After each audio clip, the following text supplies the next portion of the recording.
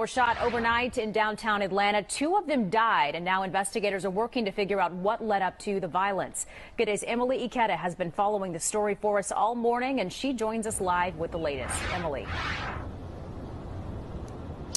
Ali, still a heavy police presence on scene, some 6 hours since the police shooting, just because of how complicated and frankly deadly of an incident this has been. Now, this all started with an argument between two large groups of people, according to police, outside of a club here on Trinity Avenue. Investigators say that became physical and then guns were drawn, things escalating quickly from there. Police say the group started shooting at each other despite an APD patrol car parked with its lights on in their line of sight. Two off-duty officers were working a side job in the area, so they were quickly able to try to intervene, but police say that did not stop the gunfire. We're told both officers fired their weapons.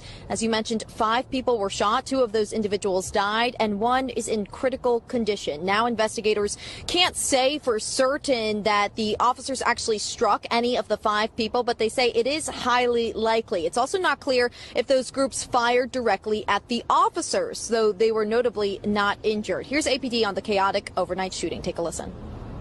There were 2 off-duty officers who were there working in a uniform capacity, and of which one of them was actually inside his patrol car or next to his patrol car with his blue lights on. So visibility was there, but again, unfortunately, the incident happened, and so we're hopeful that with the GBI's assistance, we can get to the bottom of everything.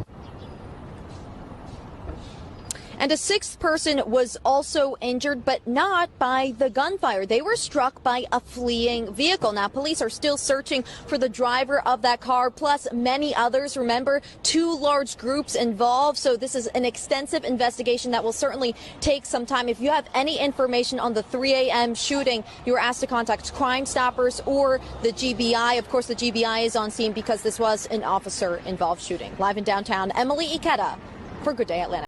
Peace, family. Welcome to Hourglass News.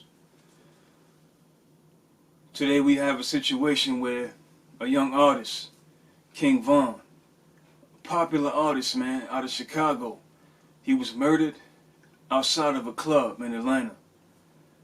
And every time I hear these situations, man, it really hits me to the core, because I was an artist myself. I was in the industry, you know, doing things around certain people. It's truly a shame, man, that we have to continually go through these situations where these young brothers are losing their lives for nonsense, man.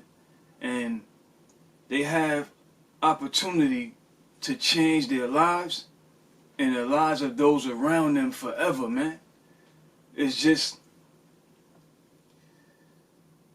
we have to truly be careful of the company that we keep around us, man. And what we put out is what we get back, man. And it's truly a shame to see this young man lose his life like this. I was literally just,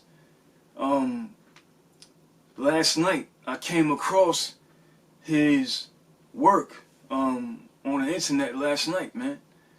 And you know, man, we saw this with Pop Smoke earlier this year.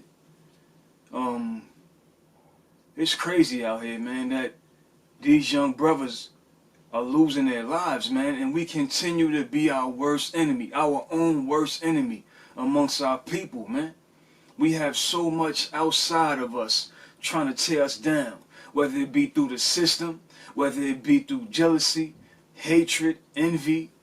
Man, listen, we killing our own selves, man. This young brother was successful, moving and doing his thing. It's crazy, man. Like, this is really sad, man. And I send my condolences to his family. I send my prayers to his family, his loved ones. I'm not sure if he had a son or a daughter, but it's sad that he lost his life at such a young age, man. And over some rap beef, over some beef between artists and crews, allegedly, you know what I'm saying? Like, it's crazy, man.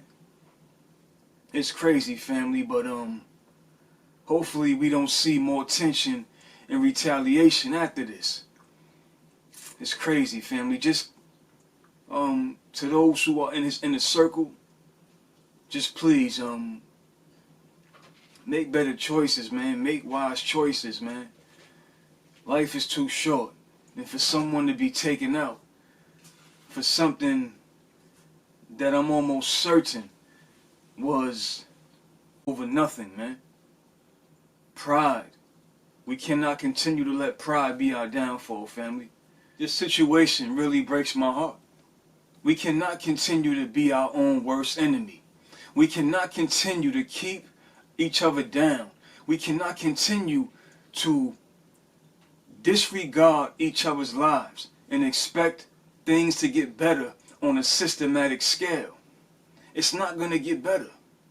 If we continue to murder each other like this, how do we expect others to look at us with respect?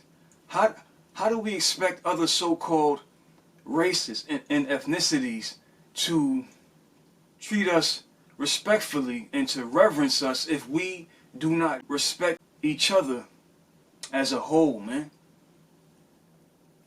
Senseless violence, senseless killings and murder.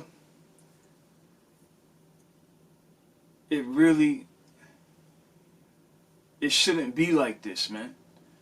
Especially when you have these young brothers in positions where they can alter someone's fortunes with their platforms that they have created, man. This is crazy, man. Ever since the inception of hip-hop, we've seen our artists, our influential men and women being murdered, killed at the hands of each other, man. But then you have a system that is built on keeping you down, murdering you, oppressing you, and you continue to knock each other off, man. It's a shame, man. It's truly a shame. It's truly a shame, man. We need to think. We need to listen. This goes out to my youngsters out there who are in positions similar to what Kingvon was. If y'all know y'all out here moving around, you gaining a certain type of popularity, don't be out and about if you don't have to be. You need to move more stealth. You need to move more smarter. Make wiser choices. Do not make yourself so accessible. It's too much hatred. It's too much jealousy out here. We have to stop this death culture, man.